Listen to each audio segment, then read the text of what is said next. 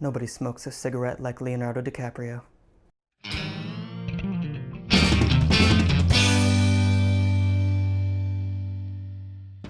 Shalom, my friends. This is Max Joseph, and I'm here because it's time to talk about Quentin Tarantino's 9th film, Once Upon a Time in Hollywood. As opposed to what the trailers and everyone else on the planet thought that this movie was about, the Manson family murders, this is just about an actor who is past his prime.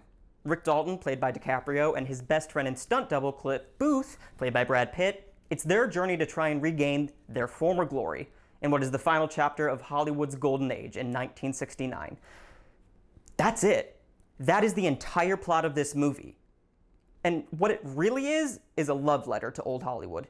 Within the first 2 minutes of the film, we heard one of the most used sound effects for cinema that many people don't really know what it's called or where it comes from, but it's called the Wilhelm scream.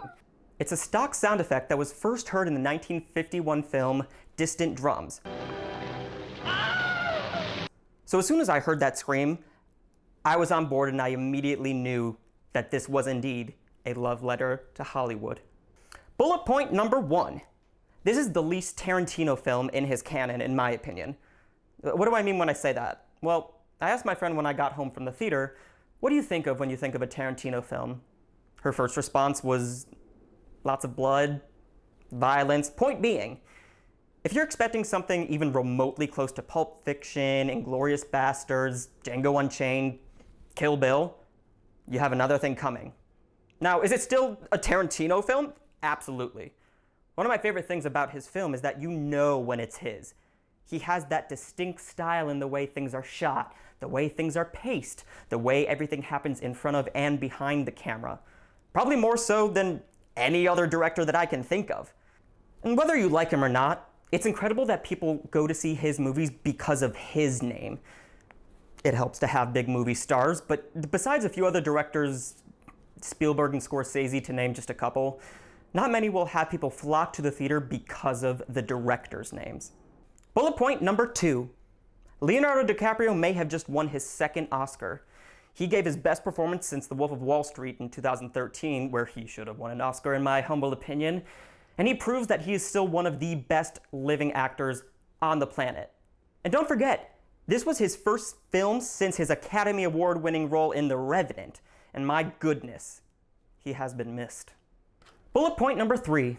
Brad Pitt gave my favorite performance he's ever given, and I think that this actually might be his greatest performance ever. A close second would be Deadpool 2. Bullet point number 4. Margot Robbie was great in the scenes that she was given. I'm a little disappointed because I thought she was going to be a huge role in this. I mean, she played Sharon Tate, and we all know who that is, so it was right to assume she'd be a huge role. Alas, earwax, we were wrong. Her camera time is limited to just a few fluff scenes, which she was excellent in. She was great. But it's not her fault. There was just not as much meat to the role as I had anticipated. And that's sad because I had her winning Best Supporting Actress this year at the Oscars, and now I'm taking her off my nominees completely. Shame. Bullet point number 5. Give me more Dakota Fanning because she is severely underrated and she was haunting. Bullet point number 6. If this film campaigns well, they could do some serious damage this award season. I can see it walking away with 9 or 10 Oscar nominations and possibly winning half of those. Bullet point number 7. Brandy the dog deserves to be the next Rin Tin Tin. I'm giving Once Upon a Time in Hollywood 4.5 stars. My friends, thank you so much for watching. Please make sure to like, comment, and subscribe to this channel, as well as follow me on Twitter and Instagram at mjoseph492. And if you really love me, please consider being a patron on Patreon, where you can get behind-the-scenes videos, possible guest interviews, giveaways, and lots more. Maybe you can even give me a film to review, and I'll dedicate it to you. Shalom, my friends.